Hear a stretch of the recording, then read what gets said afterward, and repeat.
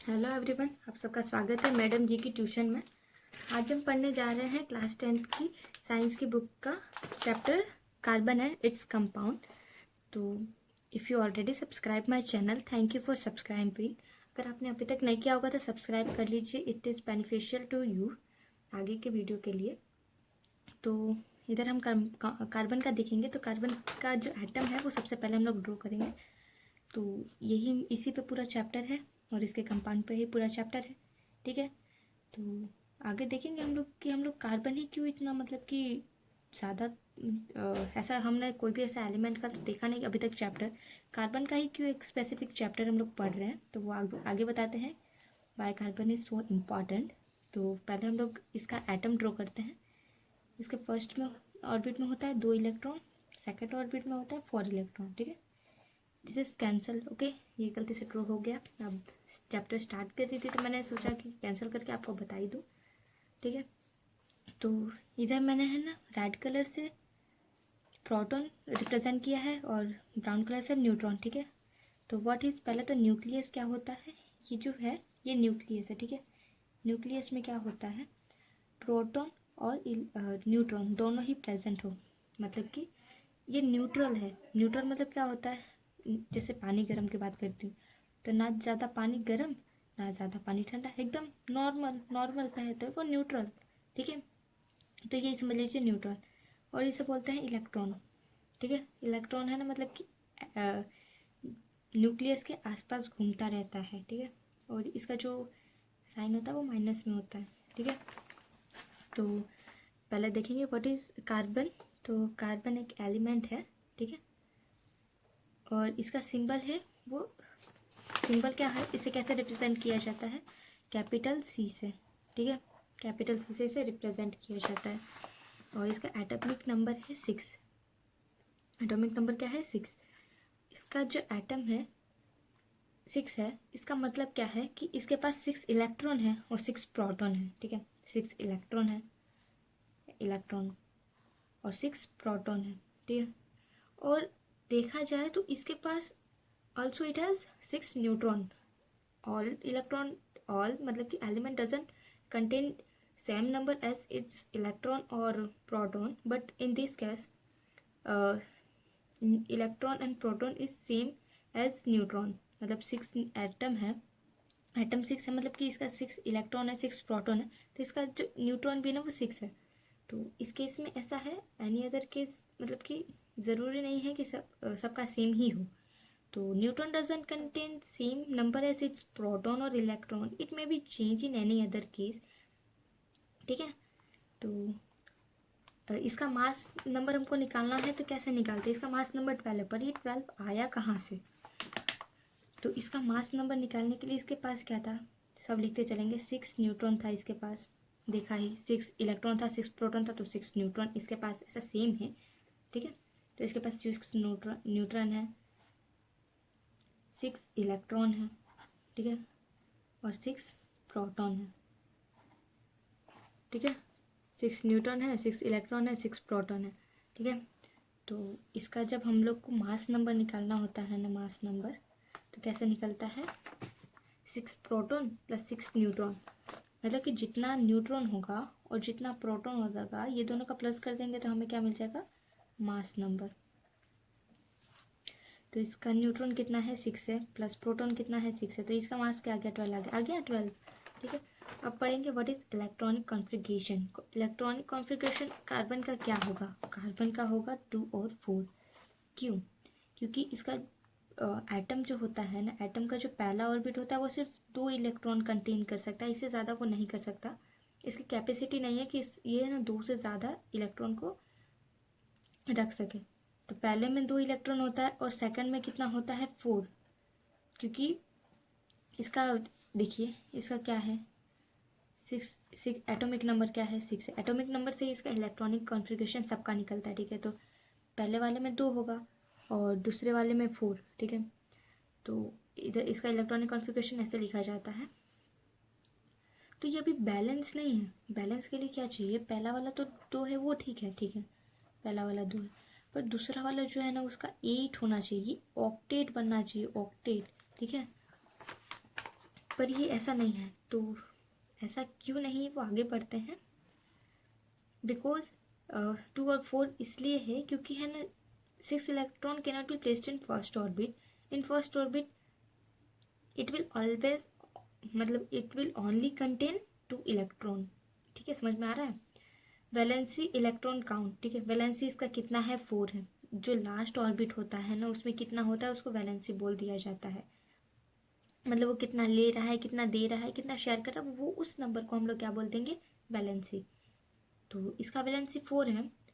तो अभी देखेंगे क्यों 4 है, आगे पढ़ेंगे। आगे आप पढ़ोगे तो आपको समझ में आ जाएगा, ऐसे ही अभी समझ में आ ही जाएगा। अभी एग्जांपल देती हूँ। तो इसका वैलेंसी 4 है और इसको है ना टेट्रा वैलेंट बोलते हैं। टेट्रा मतलब होता है 4, इसीलिए मतलब कि इसका वैलेंसी मतलब 4 है।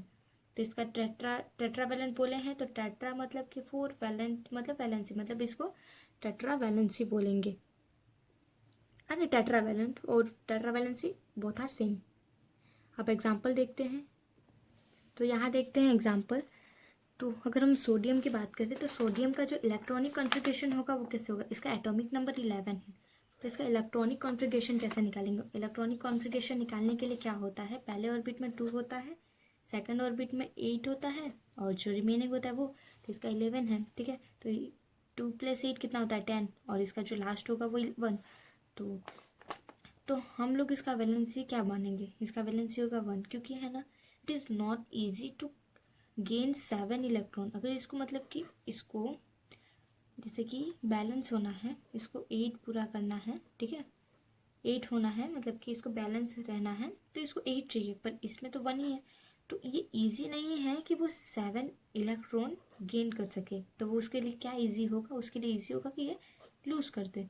ठीक है, तो लूज़ कर देगा तो इसके लिए बेनिफिशियल है, क्योंकि इसको 7 इलेक्ट्रॉन लेने में बहुत ही मुश्किल होगी। ठीक है, तो इसलिए इसका वैलेंसी 1 है। अब आपको ऑटोमेटिक समझ में आ जाएगा। मैग्नीशियम का एटॉमिक नंबर 12 है, तो इसका इलेक्ट्रॉनिक कॉन्फ़िगरेशन होगा 282। ठीक है, वैलेंसी इसका 2 है। क्यों, क्योंकि it is not easy to gain 6 electron, it is easy to lose 2 electron. Okay, chlorine का देखे, Cl का देखे तो 17 है इसका एटॉमिक नंबर, तो इलेक्ट्रॉनिक कॉन्फ़िगरेशन है 287। तो इसका वैलेंसी 1 है। क्यों, इसका वैलेंसी 7 क्यों नहीं है, क्योंकि it is not easy to lose 7 electron na, it is easy to take 1 electron, it is easy to gain 1 electron, that's why its valency is 1। Chlorine का वैलेंसी कितना है 1। सल्फर देख ले, सल्फर अब आपको ऑटोमेटिक मैं ना भी समझाऊँ तो आपको समझ में आ गया होगा कि 286 इसका मतलब कि एटॉमिक नंबर 16 है, तो 286 इसका इलेक्ट्रॉनिक कॉन्फ़िगरेशन होगा। वैलेंसी इसका 2 है। क्यों, क्योंकि it is not easy to lose 6 electron, it is easy to take और गेन 2 इलेक्ट्रॉन। ओके, अब देखते हैं। आपका फर्स्ट वीडियो चालू करते ही वक्त मैंने क्या बोला था, कार्बन ही हम लोग क्यों लेते हैं, तो why carbon is so important आ गया यहाँ पर। तो it is a main element present in all living organism. तो ये एक मैन एलिमेंट है जो हर एक लिविंग ऑर्गेनिज्म में होता है। कोई भी लिविंग ऑर्गेनिज्म, एनिमल हो, ह्यूमन बींग हो, कोई भी लिविंग ऑर्गेनिज्म हो, उसके अंदर क्या प्रेजेंट होता है, कार्बन प्रेजेंट होता है, इसीलिए ये एक मैन एलिमेंट है। ठीक है, almost all fuel that are use are made up of carbon. We are using almost, not all.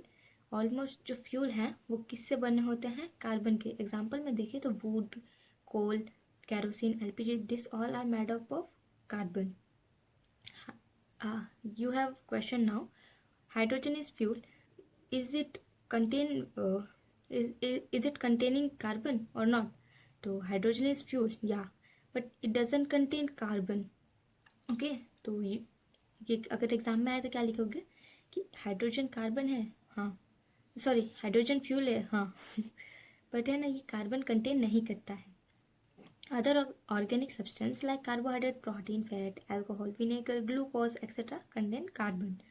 तो अदर ऑर्गेनिक सब्सटेंस है, जो दूसरे ऑर्गेनिक सब्सटेंस है जैसे कार्बोहाइड्रेट, ये सब एग्जांपल में, ये सब में क्या होता है, कार्बन होता है। आप कार्बोहाइड्रेट खा ले तो उसमें कार्बन है। प्रोटीन मतलब खा ले क्या मतलब आपके खाने में कार्बोहाइड्रेट होता है, प्रोटीन होता है, फैट होता है, अल्कोहल जो होता है आपको पता ही है, ये सब में क्या होता है, कार्बन होता है। विनेगर, सिरका, ग्लूकोज तो आप सबको पता ही है, ठीक है।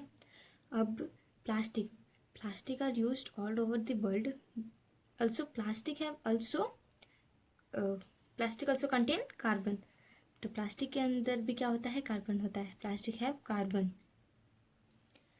तो प्लास्टिक कैसे बना है, अब आप सबको पता है कैसे बना है, कमेंट में लिख दीजिए, कार्बन।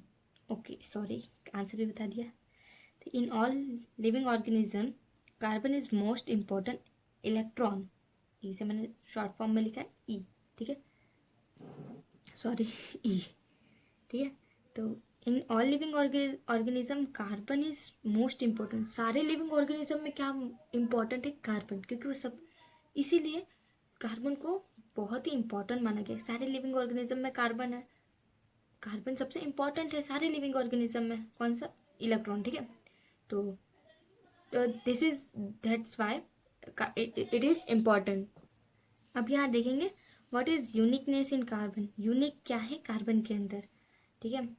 अब तो बहुत पढ़ लिया कार्बन क्यों इम्पोर्टेंट है, अब यूनिक क्या है कार्बन के अंदर ये देखेंगे। तो it can form huge number of compound, ये ह्यूज एकदम बहुत ही ज़्यादा नंबर ऑफ कंपाउंड बना सकता है, ठीक है।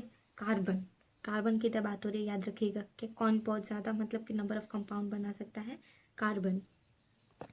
नाउ नेक्स्ट पेज में देखते हैं, almost it can make infinite number of compound, okay, compound, ठीक है। तो इधर we are using almost again, ठीक है, ऑलमोस्ट क्या ये कितना बना सकता है, इनफाइनाइट नंबर ऑफ कंपाउंड, मतलब कि कितना बना सकता है, इनफाइनाइट, ठीक है, इनफाइनाइट नंबर ऑफ कंपाउंड बना सकता है। ठीक, इनफाइनाइट तो हम गिन नहीं सकते, इनफाइनाइट का मतलब ही होता है कि हम गिन नहीं सकते, ठीक है। Number of all carbon compound is greater than all non carbon compound, इधर क्या बोल रहा है, ठीक है, ये लाइन आपको समझ में नहीं आया होगा, बताती हूँ। अगर हम एक साइड ले लें कार्बन कंपाउंड और एक साइड ले लें नॉन कार्बन कंपाउंड, ठीक है, तो ज़्यादा कौन होगा, कार्बन कंपाउंड, ये क्या होगा, ग्रेटर होगा, ठीक है।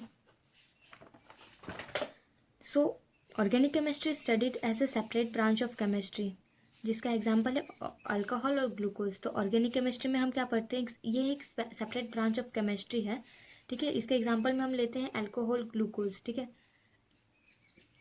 अब यहाँ देखते हैं एग्जाम्पल में मीथेन, मीथेन क्या है, CH4, और इसको अगर हम लोग देखिए ऐसे रिप्रेजेंट करें ब्रांच के फॉर्म में, तो ये क्या होगा, C बीच में, क्योंकि वो अकेला है, ठीक है, और H कितना हुआ, 4 टाइम्स, ठीक है।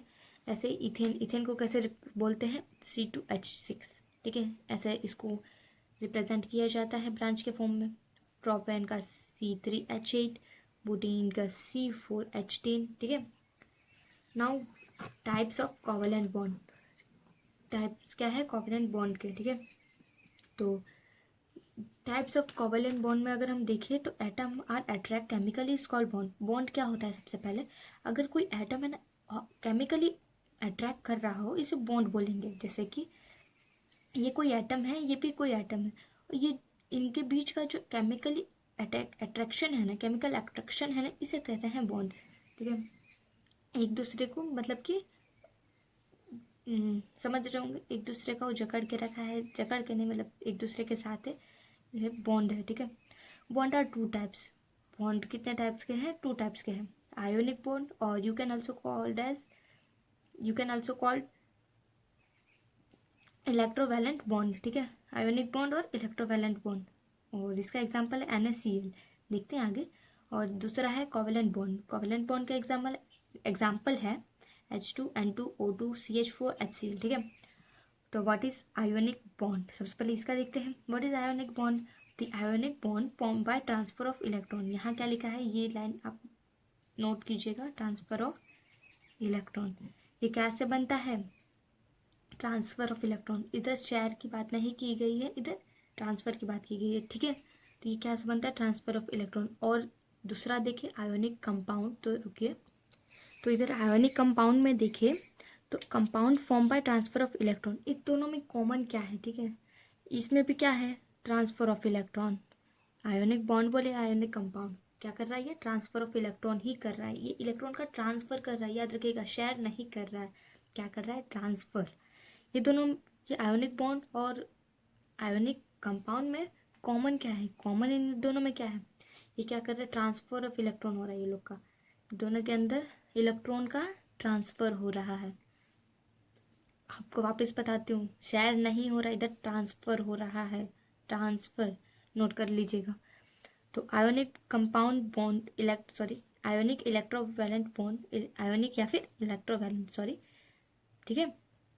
आयोनिक या इलेक्ट्रोवैलेंट बॉन्ड जो होता है वो क्या क्या ट्रांसफर करता है, मेटल टू नॉन मेटल। यहाँ अंडरलाइन करिएगा, मेटल टू नॉन मेटल, मतलब आपको नोट्स लिखने हैं, अगर आप चाहते हैं तो लिख लीजिएगा, ऐसे ये आपको बेनिफिशियल ही होगा, ठीक है। तो ये आयोनिक या फिर इलेक्ट्रोवैलेंट बॉन्ड होता है ना, ये ट्रांसफर कैसे करता है, मेटल टू नॉन मेटल। जैसे एग्जांपल में देखिए NaCl, तो ये Na क्या है, मेटल है, और ये Cl क्या है, नॉन मेटल है।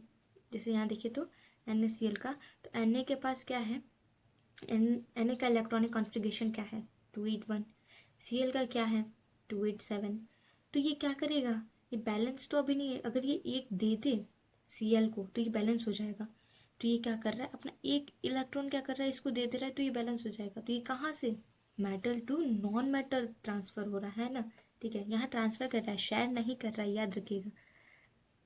तो ये ट्रांसफर कर रहा है, तो ये क्या हो जाएगा, प्लस में हो जाएगा, ये माइनस में हो जाएगा। अगर आपको ये याद नहीं रहता है तो एक एग्जांपल लेती हूँ, जैसे कि एक यहाँ देखिए, एक है ना पीजेंट था, मतलब कि समझ लीजिए फार्मिंग करने वाला कोई, मतलब कि एक व्यक्ति था, ठीक है, व्यक्ति, ओके हिंदी ज़्यादा हो गया। और एक है ना ज़मींदार था, ठीक है, इधर पीजेंट और ज़मींदार दो। तो पीजेंट को क्या, अपनी खेती के लिए ना कर्जा चाहिए था, तो कर्जा कौन देगा, ज़मींदार। ज़मींदार के पास पैसे थे, ठीक है, पैसे थे, मनी। तो वो पीजेंट गया ज़मींदार के पास, बोला कि मुझे थोड़े पैसे चाहिए। तो ज़मींदार ने क्या किया, इसको प्रॉफिट चाहिए था, प्रॉफिट चाहिए था। तो इसने क्या किया, अपना एक क्या कर दिया, एक एक मतलब कि एक नहीं, सॉरी, इसने अपना पैसे इसको दे दिए, पीजेंट को दे दिए। और पीजेंट क्या हो गया, कर्ज में हो गया, ठीक है, कर्ज में हो गया। तो आखिर इसने लोन लिया है ना, तो इसको लोन तो चुकाना होगा, तो ये कर्ज में हो गया।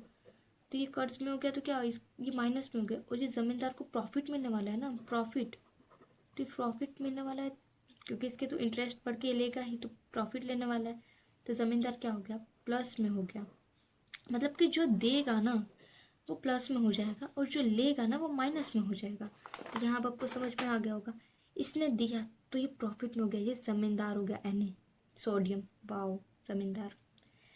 और ये Cl हो गया, ये कर्ज में हो गया बेचारा, माइनस में चलेगा बेचारा, कर्ज चुका ही देगा कैसे भी, तो इधर नहीं चुकाना है, इधर जैसा है वैसे ही रहने देना है, ठीक है। तो अब यहाँ देखते हैं, unlike charge attract each other. तो ये प्लस है, ये माइनस है, तो ये क्या करेगा, एक दूसरे को अट्रैक्ट करेगा। तो ये क्या हो गया, unlike charge attract each other. और कोवेलेंट बॉन्ड का देखिए, तो ये क्या करता है, शेयरिंग ऑफ इलेक्ट्रॉन, ये क्या करता है, इलेक्ट्रॉन का शेयर करता है। यहाँ बात ध्यान दीजिएगा, नोट करिएगा, शेयर क्या कर रहा है, शेयर। तो ये क्या से कहाँ ट्रांसफ़र होता है, non metal to non metal ही ये ट्रांसफ़र करता है। ये कुछ मतलब मेटल टू नॉन मेटल नहीं है यहाँ पर, किसमें था, आयोनिक में था, इधर क्या है, non metal to non metal, ठीक है। अब इसका एग्जांपल देख ले तो हाइड्रोजन, हाइड्रोजन क्या है, नॉन मेटल, ठीक है, इसका एक ही इलेक्ट्रॉन होता है। और एक और दूसरा अगर हम लोग हाइड्रोजन ले ले तो इसके पास भी कितना होगा, एक ही इलेक्ट्रॉन होगा। तो ये दोनों शेयर कर रहे हैं, तो ये non metal to non metal, ठीक है। तो शेयर कर रहे हैं तो ये दोनों स्टेबल भी हो गए, क्योंकि फर्स्ट वाले ऑर्बिट में क्या चाहिए रहता है, दो चाहिए रहता है इलेक्ट्रॉन। तो अगर ये देखें तो इसके पास दो है, और क्योंकि इसने भी शेयर किया, इसने भी शेयर किया, और ये अपने तरफ से देखे तो इसके पास भी दो है, तो शेयर भी हो गया, और कहाँ से कहाँ हुआ, non metal to non metal, ये बैलेंस भी हो गया। इसलिए कभी भी हाइड्रोजन को अकेले नहीं लिखा जाता है, H2 के फॉर्म में ही लिखा जाता है। अब देखते हैं टाइप ऑफ कोवेलेंट, ठीक है। तो कोवेलेंट के कितने टाइप है, इसके कुछ तकरीबन 3 टाइप है। यहाँ देखूँ तो 3 टाइप है, ठीक है, single bond, double bond, triple bond. इसका शॉर्ट फॉर्म में मैंने लिखा SCB, DCB, TCB, TCB, ठीक है। हाइड्रोजन टू हाइड्रोजन, ये सिंगल बॉन्ड कैसे कर रहा है, ठीक है, देखते हैं। जैसे हाइड्रोजन के पास एक ही रहता है इलेक्ट्रॉन, और अगर हम दूसरा हाइड्रोजन ले ले तो ये भी अपना एक देगा तो ये शेयर करेगा। ये कितना कितना शेयर कर रहे हैं, एक एक इलेक्ट्रॉन शेयर कर रहे हैं, तो ये सिंगल बॉन्ड करेंगे, ठीक है, सिंगल करेंगे, ठीक है, क्योंकि स्टेबल रहने के लिए तो 2 चाहिए, तो ये क्या कर रहे हैं, सिंगल कोवेलेंट बॉन्ड बना रहे हैं, सिंगल सिंगल बॉन्ड बना रहे हैं, ठीक है। और इधर डबल बॉन्ड में देखें तो इसमें ऑक्सीजन का एग्जांपल ले लेते हैं, ऑक्सीजन, ठीक है। ऑक्सीजन में क्या होता है, इसका इलेक्ट्रॉनिक कॉन्फ़िगरेशन क्या होता है, 2 और 6, इसका एटॉमिक नंबर क्या होता है, 8, तो 2 और 6 होगा ऑब्वियसली। तो ये अभी स्टेबल है क्या, सेकंड ऑर्बिट में अगर 6 होगा, 1 2 3 4 5 6, 6 होगा तो ये स्टेबल है क्या, नहीं, इसको ऑक्टेट बनाना है, 8 बनाना है, ठीक है। तो अब ये क्या करेगा, ये कोई दूसरा वाला ऑक्सीजन हम लेंगे, ठीक है। ये खाली मैं लास्ट ऑर्बिट की बात कर रही हूँ, मैंने पूरा इसका मतलब कि बना नहीं दिया आइटम, ठीक है, मैं लास्ट ऑर्बिट की सिर्फ बात कर रही हूँ इसमें।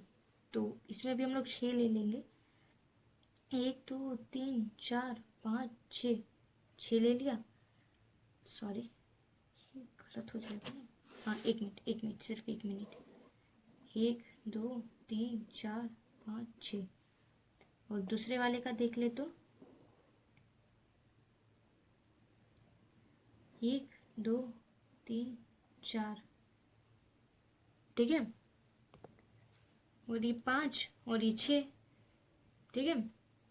तो ये क्या हो गया, इस ये अगर ये ऑक्सीजन इधर से देखे तो इसके पास कितने हो गए, 1 2 3 4 5 6 7 8, 8 हो गए, ये तो बैलेंस हो गया। और ये अगर देखे तो 1 2 3 4 5 6, सॉरी 1 2 3 4 5 6 7 8, इसके पास भी 8 हो गया। ये इन लोगों ने क्या किया, इसने अपना 2 इलेक्ट्रॉन शेयर किया, तो ये ऑक्सीजन ने भी क्या किया, अपना 2 इलेक्ट्रॉन शेयर किया, ठीक है, 2 2 शेयर किया, तो ये क्या बना रहे हैं, डबल बॉन्ड बना रहे हैं। समझ में आ गया कैसे डबल बॉन्ड किया। अब हम इधर ट्रिपल बॉन्ड देखें तो नाइट्रोजन का देखते हैं, नाइट्रोजन का इलेक्ट्रॉनिक कॉन्फ़िगरेशन क्या होता है, 2 और 5, तो इसको कितने कितने शेयर करने पड़ेंगे, 3 शेयर करने पड़ेंगे, ठीक है। अब दिखाऊं तो की, जैसे ये नाइट्रोजन है, एक लास्ट ऑर्बिट बता रही हूँ, ये भी नाइट्रोजन है, नाइट्रोजन नाइट्रोजन, तो ये कितना है, इसका लास्ट ऑर्बिट में कितना है, 5 है, ठीक है। तो 5 5 पहले बना देती हूँ दोनों में,